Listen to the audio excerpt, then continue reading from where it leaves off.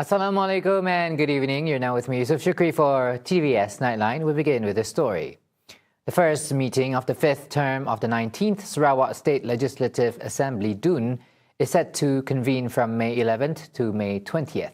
The 8-day sitting will be held at the DUN complex in Petrojaya, and in accordance with the Assembly's standing orders, elected representatives are allowed to submit up to 10 questions for oral answers during the sitting. The deadline for submission of questions to the State Assembly Secretary is on or before April 27th. Now, a major delegation of Chinese tech giants led by the GCL group met today with Sarawak Deputy Premier Dato' Amar Awang Tengah Ali Hassan in Kuching. And on the table is a massive strategic investment for the SAMALAJU industrial zone. This follows a series of high-level talks in Shanghai earlier this year, as Sarawak moves to position itself as a regional hub for green energy and sustainable industry. Now, GCL, for information, is a powerhouse in the low-carbon sector, specializing in everything from renewable energy to advanced materials. The Deputy Premier's office says this partnership is a key piece of the state's plan to trade traditional industry for a cleaner, smarter economy.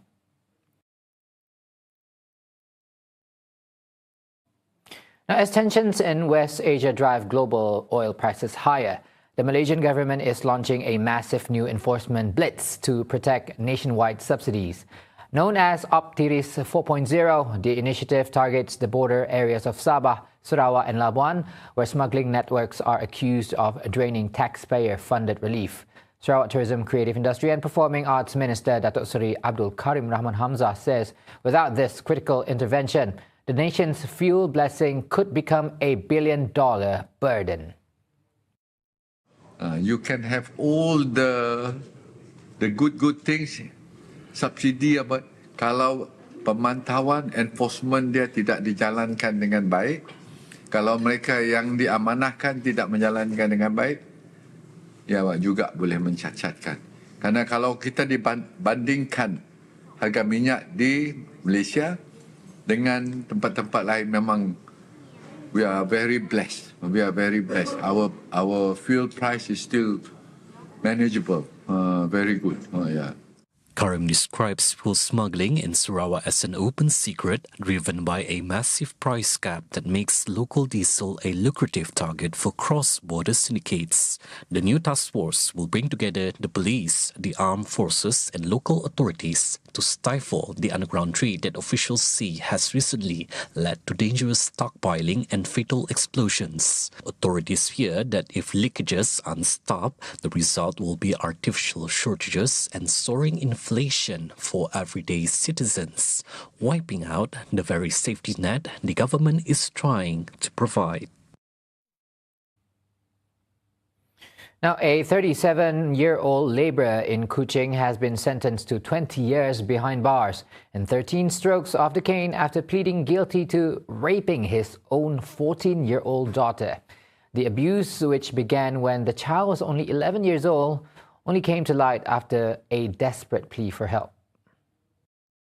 The court heard harrowing details of a years-long ordeal that culminated in an attack on April 1st. Prosecutors revealed the father used a machete to threaten his daughter, forcing her into compliance. The cycle of violence was finally broken when the teenager confided in her boyfriend, who immediately alerted the police. Medical examinations later confirmed the extent of the prolonged abuse. Judge Iris Awen John handed down its sentence under the Penal Code and the Sexual Offences Against Children Act, citing the accused's position of trust as the biological father. In addition to prison time, the man must undergo counselling and remain under strict police supervision upon his release.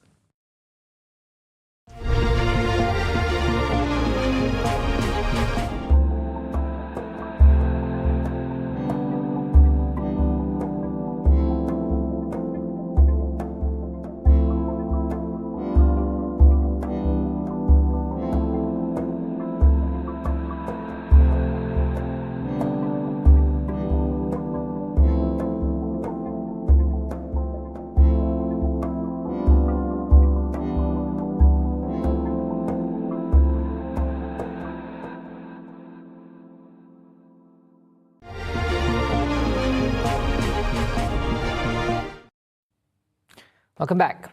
A genuine commitment, including adherence to ceasefire agreements, is vital to ending the conflict in West Asia. Prime Minister Datuk Seri Anwar Ibrahim says diplomatic efforts to resolve the crisis will be futile if they are undermined by deception and a lack of sincerity. He adds that such commitment is crucial to de-escalate tensions and achieve peace and stability in line with international law. This war has cast a long shadow of distrust across the region and risks fueling a new and dangerous arms race. As a true friend of both Iran and the nations of the Gulf Cooperation Council, Malaysia reiterates our principled position that it is in their collective interest to reclaim the peace of their region and unite in the face of external attacks. While we are witnessing what we are witnessing is no longer a regional disturbance. Its effects are already extending outward, and it will be felt for years to come. Anwar also highlights the suffering of the Palestinian people due to attacks on civilian infrastructure, which he says clearly violate human rights principles and international law, describing them as another form of apartheid. A tanker chartered by Malaysian company Petco, loaded with approximately 1 million barrels of crude oil, is expected to arrive in Pengerang, Johor on April 17th. According to data from the marine traffic website, the vessel departed from the Basra oil terminal in Iraq at 6:10 p.m. on March 3rd.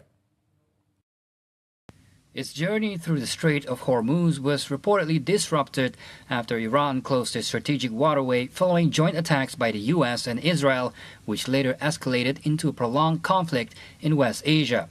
The tanker, Ocean Thunder, is among 7 Malaysian-owned commercial vessels granted permission by Iran to pass through the strategic route. In a related development, the Foreign Ministry confirms that one of the vessels previously stranded in the Strait of Hormuz is now granted safe passage following high-level diplomatic engagement between the two governments. Earlier, Foreign Minister Datuk Seri Mohamad Hassan said 7 Malaysian-owned tankers are awaiting clearance to pass through the Strait of Hormuz. They involve 3 vessels owned by Petronas, 2 by MISC Berhad, and 1 each by Sapura Energy and Shapadu Corporation Sendirian Berhad. He said all vessels are expected to pass safely without incurring any charges following assurances given by Iran. Last night, the Iranian embassy to Malaysia said the first Malaysian vessel successfully passed through the Strait of Hormuz. In a post on Platform X, the embassy said the development shows that the country does not forget its friendly nations.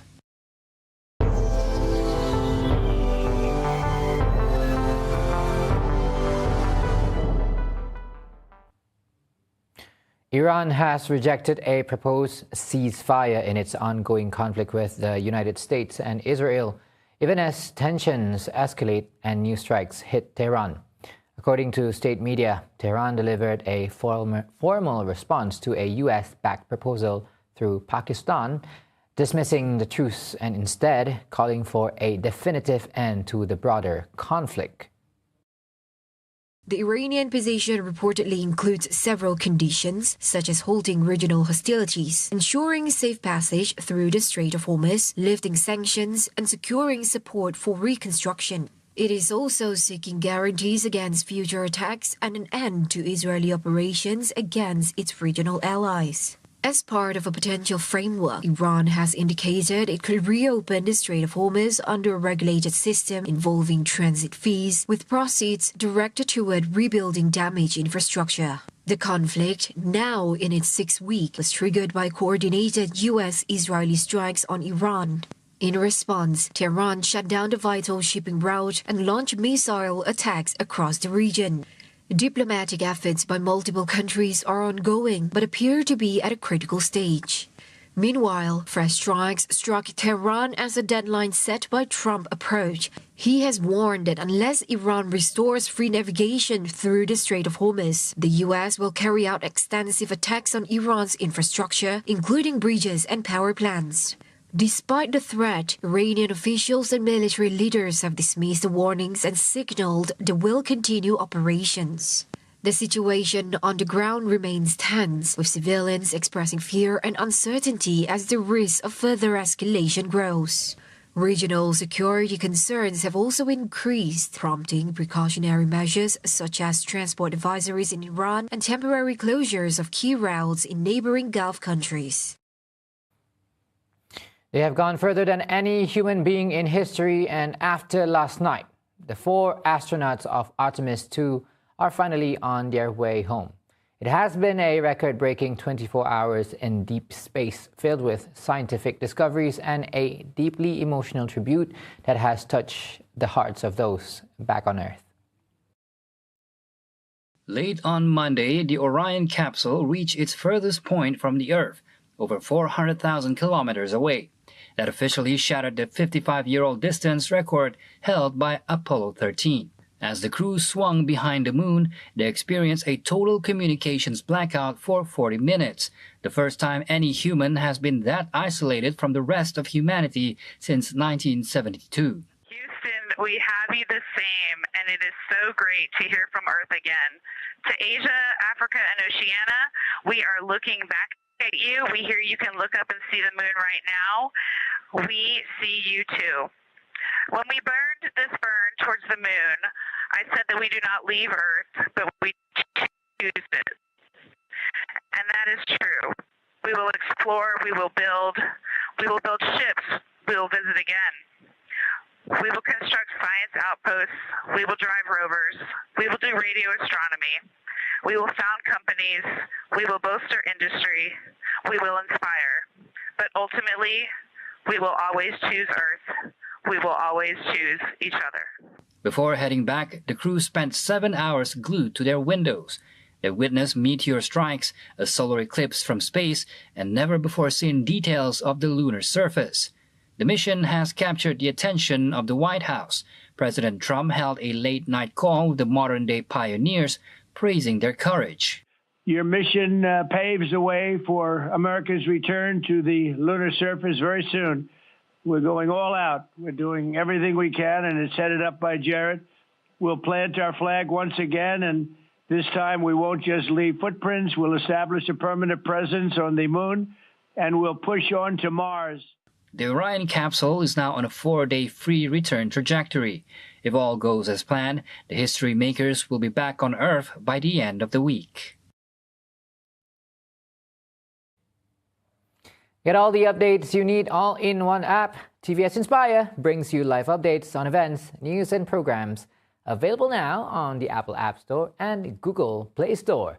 TVS Inspire, world on your screen, anytime, anywhere. And those were the updates on TVS Nightline. Thank you for watching. Good night and Assalamualaikum.